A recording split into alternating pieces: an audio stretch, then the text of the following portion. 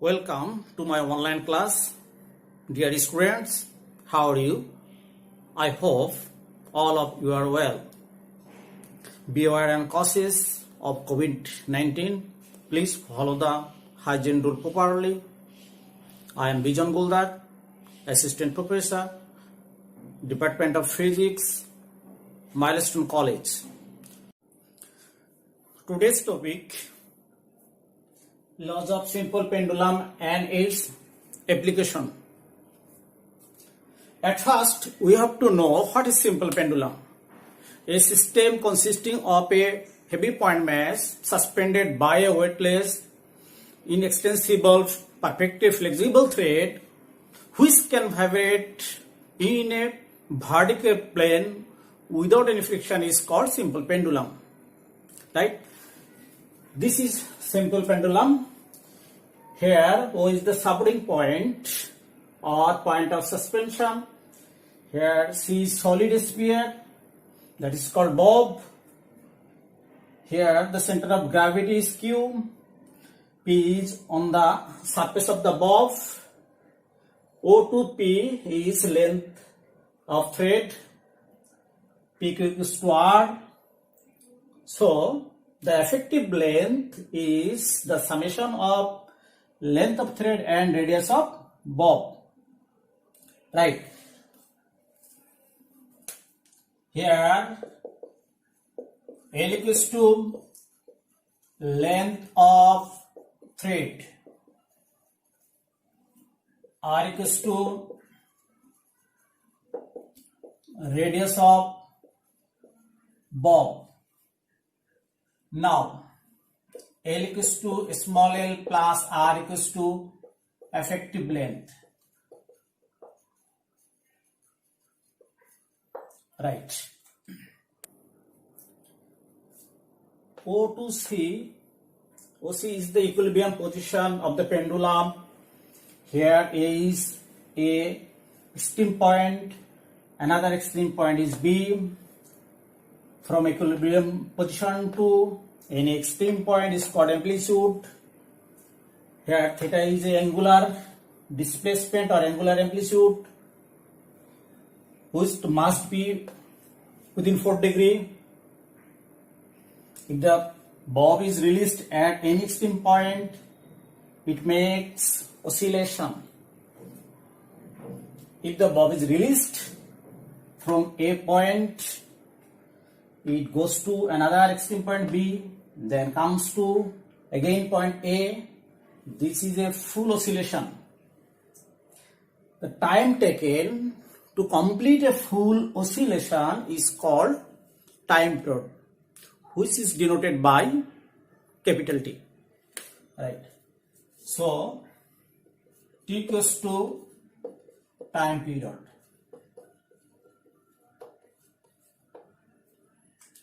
First law of isochronism. If the amplitude of a simple pendulum of a fixed length at a particular place is within 4 degrees, for each oscillation, time will be same. Next, second law of length. If the amplitude of the simple pendulum is within 4 degrees at a particular place, time period is directly proportional to the square root of effective length. Now, if the effective length equals to L, the time period equals to T, then time period is directly proportional to the square root of effective length. Here, acceleration due to gravity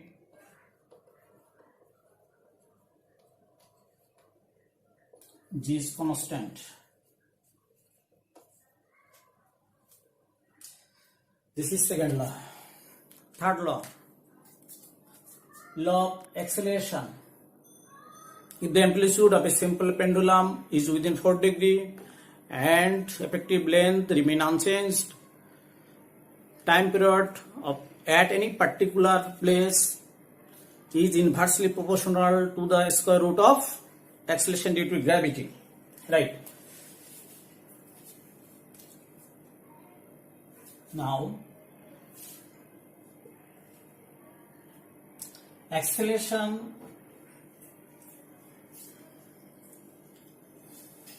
due to gravity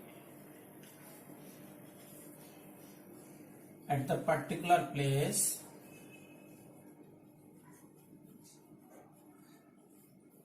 is to g. Time period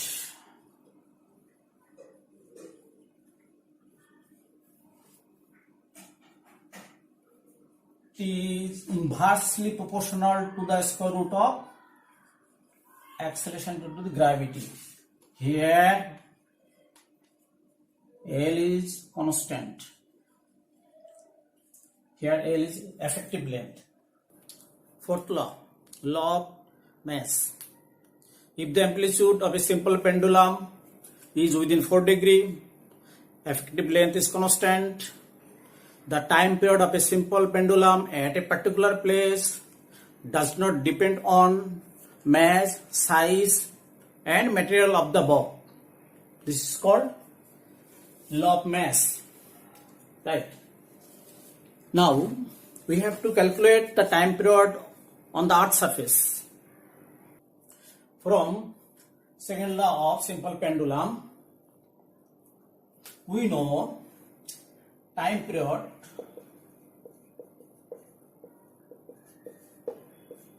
is directly proportional to the square root of effective length. And from the third law, time period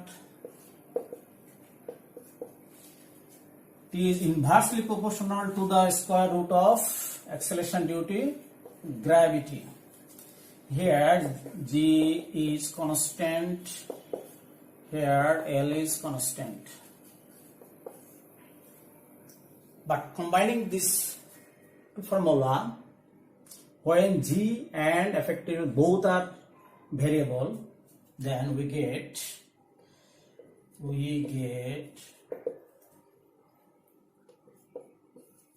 T is directly proportional to the square root of L by G.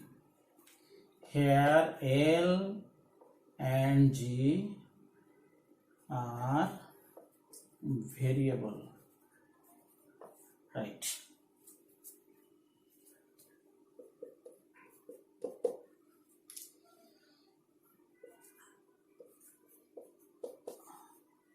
T equals to K into root of L by G.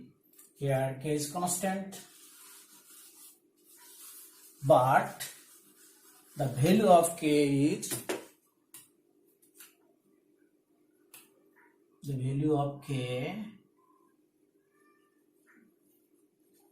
equals to 2 pi.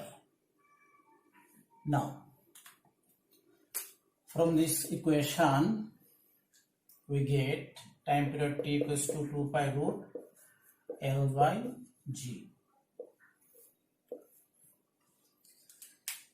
This is the equation of time period on the earth surface. L is effective length, G is acceleration due to gravity on the earth surface. Now, I want to discuss the application of simple pendulum. Determination of height of a mountain by a simple pendulum. Suppose this is our earth, who is the center, Q is the point on the earth surface. Here P is a mountain, P is the peak value of peak point of the mountain. So the height of the mountain is H. Now we have to calculate, at first we have to calculate the time period on the point P. Already we know the time period on the surface. Time period on the surface depends on G, which is acceleration due to gravity on the surface. But at point P, time period depends on the acceleration due to gravity on G prime. Here G prime is less than G.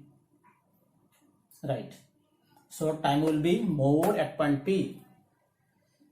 Okay, already we know time period on the earth surface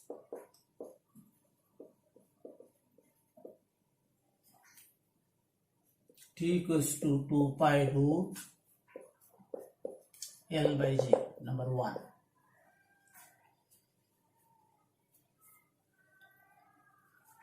Time period at the point P,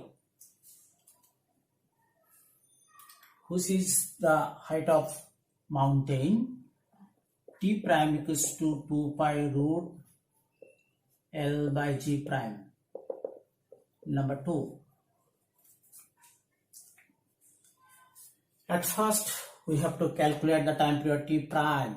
Okay, 2 divided by, equation number 2 divided by 1, we get T prime divided by T equals to 2 by 2 cancel, L cancel, so G by G prime. Here G prime is acceleration due to gravity on the mountain, top position of the mountain, right? Already we know acceleration due to gravity at any height from the chapter Gravitation and Gravity. We know acceleration due to gravity at any height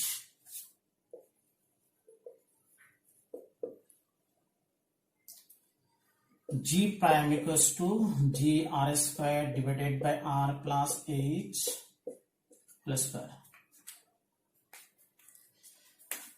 At any height mean height of the mountain. G is acceleration on the earth surface, radius of the earth is height of the mountain. Now substituting this value G prime in equation number 3, we get from 3 T prime by T equals to root G R square divided by R plus H plus square. G cancelled.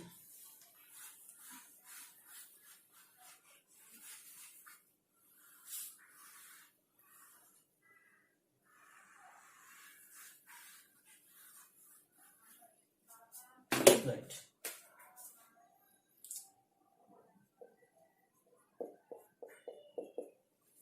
T prime by T equals to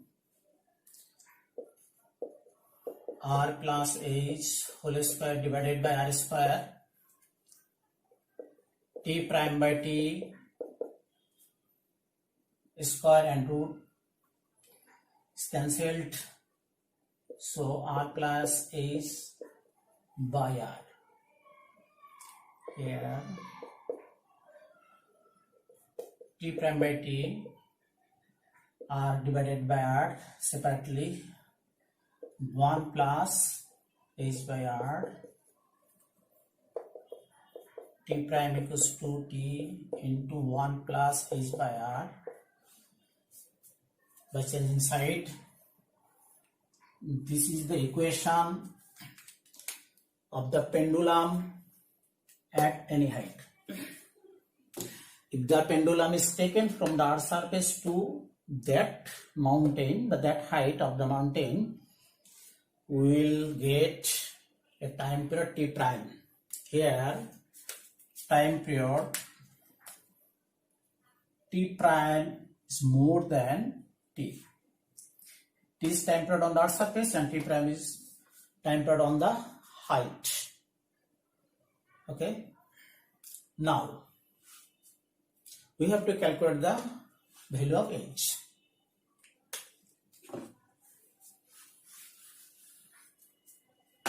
Again, changing the height, t prime by t equals to 1 plus h by r.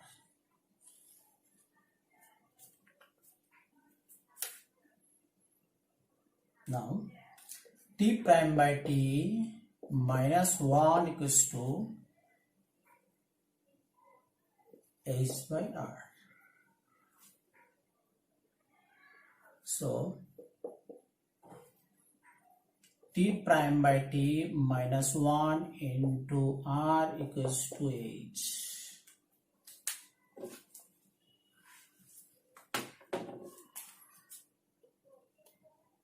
So h equals to t prime by t minus 1 into r.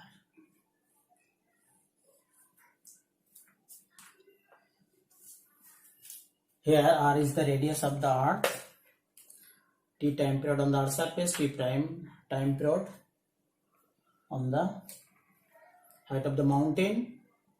By substituting this value, we calculate the height of the mountain. Now I want to discuss another application of the simple pendulum. Determination of depth of a place inside the earth by simple pendulum. Suppose this is our earth or center of the earth. Let us consider a point P inside the earth. Here from the surface to the point, h is the depth of the point or of the place. Now we have to calculate the depth of the point h. Now let us consider that the pendulum or a simple pendulum is taken from the earth surface to that point. Here we know at any depth acceleration due to gravity is less than acceleration due to gravity on the earth surface. So time period will be more than time period on the earth surface. Here t double prime is greater than t, right? At first we have to calculate the time period at point P, then calculate h. Now time period on the earth surface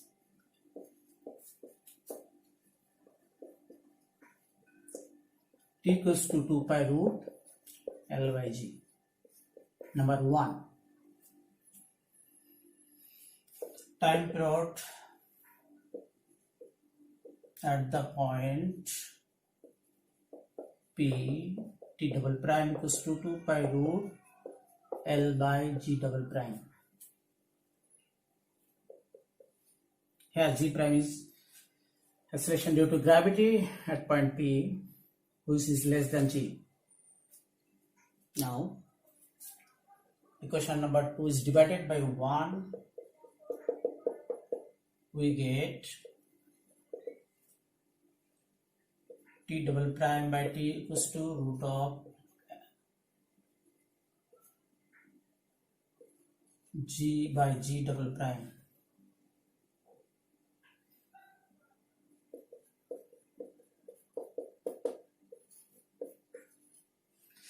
G prime acceleration at any depth,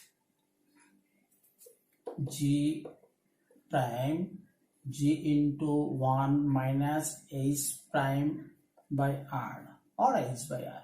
Here h is the depth of the point P, r radius of the earth. This equation is obtained from the chapter Gravitation and Gravity. So substituting the value of g prime, g double prime, 1 minus h by r, t double prime by t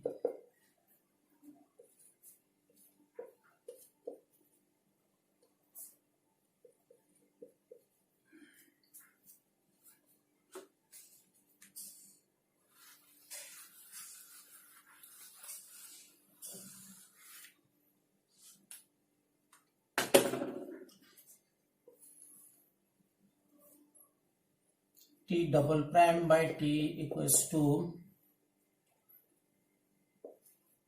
the inversing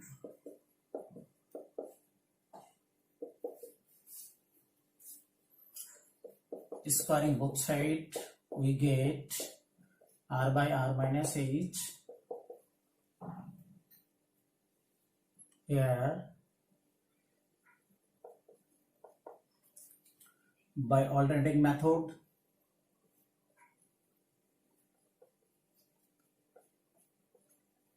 we get r minus h equals to r by t prime by t whole square. R minus h r into t by t double prime whole square. Inversing this equation,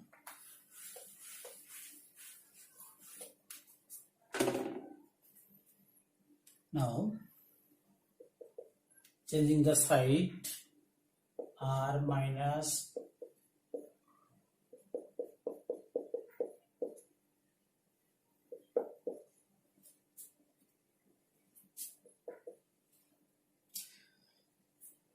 if we have a common r,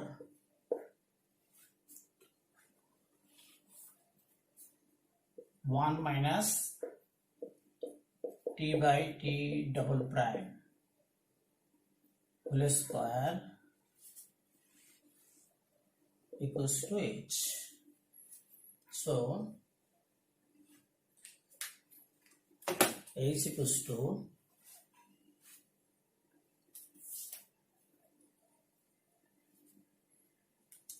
into 1 minus t by t double prime whole square.